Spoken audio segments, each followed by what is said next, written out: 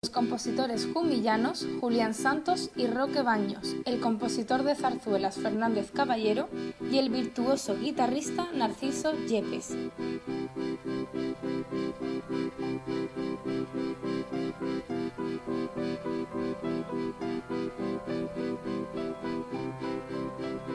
Cabezo de Torres es una localidad de Murcia de unos 15.000 metros cuadrados y 12.000 habitantes.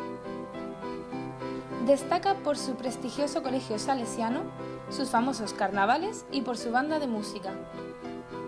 La agrupación musical juvenil de Cabezo de Torres nace en 1982 por iniciativa de un grupo de músicos de la antigua banda y el salesiano fundador don Salvador Olivella Urpí.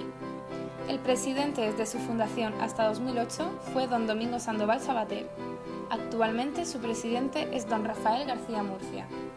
El primer director de la escuela y de la banda desde 1982 hasta el 2000 fue don Juan Ramírez Colomer.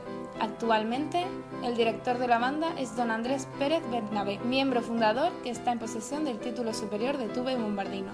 La Escuela de Música, dirigida por José Luis Valverde, cuenta con 350 alumnos que participan en las actividades de banda, orquesta, coro y cámara.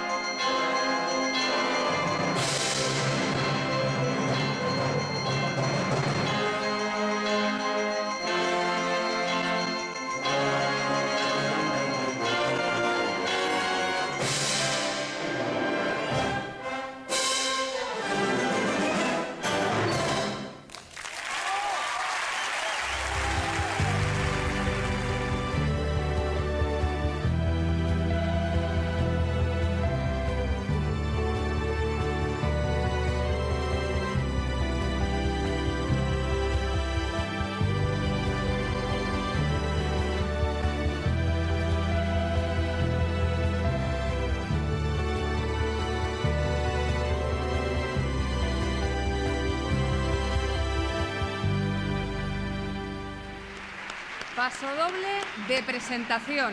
Coplas murcianas de Manuel Masotti Little. Obra obligada, Un feix de coses, de Chimo Cano. Obra libre, From Ancient Times, de Jan van der Rust. Director, Andrés Pérez Bernabé.